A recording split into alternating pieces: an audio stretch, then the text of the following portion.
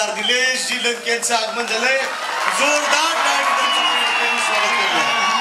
एक giant killer आपल्या सगळ्यांच्या या ठिकाणी विनंतीला माध्यमातून आले.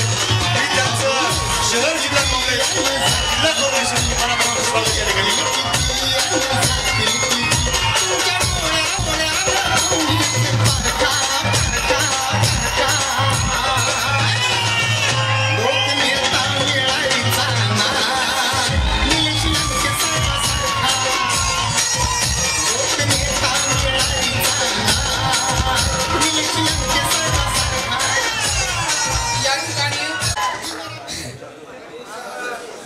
आज या ठिकाणी महासंकल्प मेळावा आणि महासंकल्प मेळावा ज्यांच्या उपस्थितीमध्ये पार पडत आहे. आजचे तुमचे आमचे सर्वांचे नेते,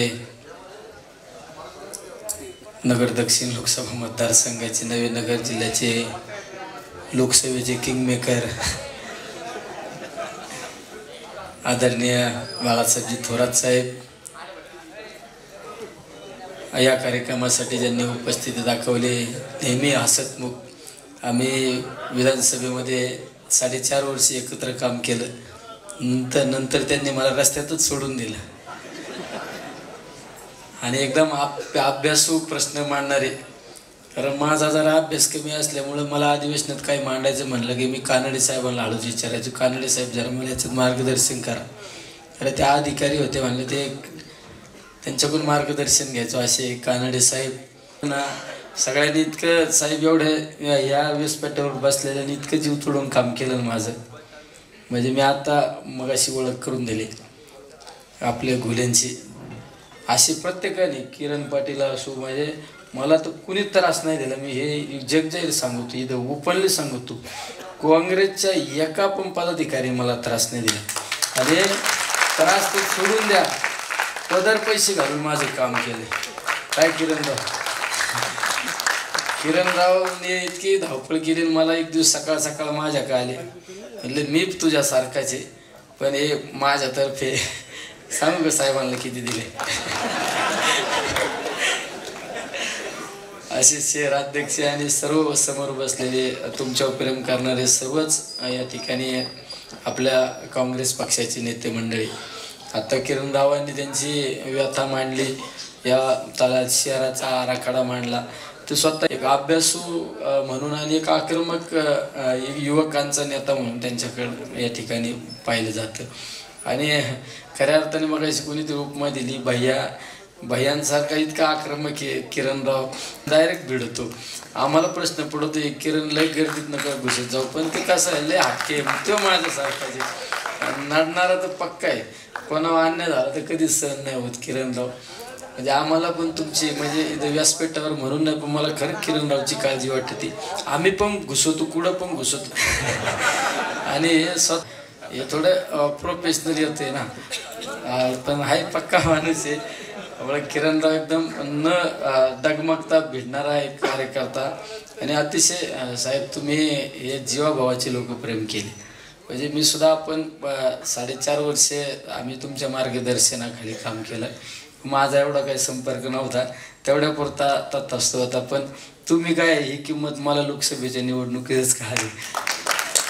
तोपर्यंत एक मर्यादित आपल्या जिल्ह्याचे नेते आपण एकत्रित काम केलं. तुम्ही महसूल मंत्री, तुमच्याकडे आम्ही कामं घेऊन आलो की तुम्ही कामं करायची, पण तुमची खरी धमक काय, ताकद काय मला कळाली नाही.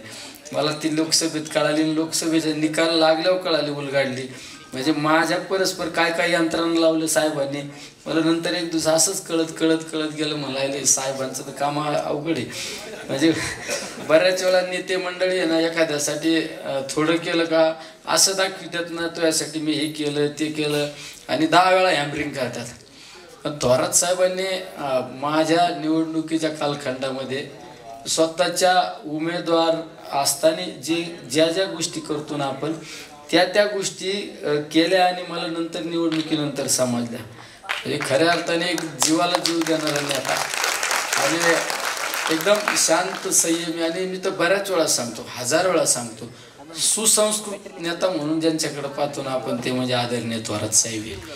म्हणजे एकदम शांत संयम एकदम पक्के आहे. म्हणजे आपण कसं राहतो अशा म्हणजे सुसंस्कृतपणा आणि कार्यकर्त्यांना सुद्धा कधी चुकीचं मार्गदर्शन केलं नाही, चुकीची दिशा दिलेली नाही. त्यामुळे आज थोरात साहेबांच्या मार्गदर्शनाखाली हा महासंकल्प मेळा होतोय. आता मी तर काही इतकं मोठा नाही, पण साहेब तुम्ही महाविकास आघाडीचे सगळेच नेते, पवार साहेब आहेत, तुम्ही उद्धव साहेब आहेत, तुम्ही या जिल्ह्याची कोणची जबाबदारी आमच्या द्या, कोणची जबाबदारी द्या, कोणत्या तालुक्याची द्या. मी त्या तालुक्यात झोपून राहीन, त्या शहरात झोपून राहीन. तुम्ही म्हणलं ना जायचंच नाही 2 महिने घरी, तरी तयारी आपली. आपलं गरीब माणसाने लहान तो मोठा घास न घ्यायचा, पण 100% कष्ट करून आहे ना आपल्याला आपल्या जिल्ह्यातून एक चित्र बदलून द्यायचे साहेब. म्हणजे ज्यावेळेस तुम्ही सुद्धा महाराष्ट्राचं नेतृत्व करताना त्यावेळेस नगर जिल्ह्यात हा महाविकास आघाडीची सगळी ताकद तुमच्या पाठीशी राहिली. हे एक अभिमानाची गोष्ट आहे की आपण महाविकास आघाडी सगळ्या तिन्ही पक्षांची एकत्रित ही अभेद्य युती असली तरी या जिल्ह्याचं नेतृत्व म्हणून तुमच्याकडे पाहिलं जातं. तुम्ही जरी राज्याचं नेतृत्व करीत असले पण जिल्ह्याचं नेतृत्व म्हणून तुमच्याकडे पाहिलं जातं. त्यामुळे या जिल्ह्यातील म्हणजे सगळेच्या सगळेच एक सुद्धा ठेवू नका, एक पण नका ठेवू. ऐका तुम्ही साहेब माझं, एक ठेवू नका. 12चे 12 आहे ना सगळे आहे ना. मी त्या दिवशी पण इथं राष्ट्रवादीच्या कार्यक्रमात म्हणलं, वर्धापन दिनाच्या कार्यक्रमात 12चे 12 लोक आहे ना आपण एक बस करू. बस करू, मी ड्रायव्हर राहीन, तुम्ही दारात बसून द्या. सगळे आपले मुंबई अधिवेशनाला मुंबई विधान भवनात घेऊन जाण्याचं काम करू. हेच या ठिकाणी सांगतो, थांबतो. रामकृष्ण.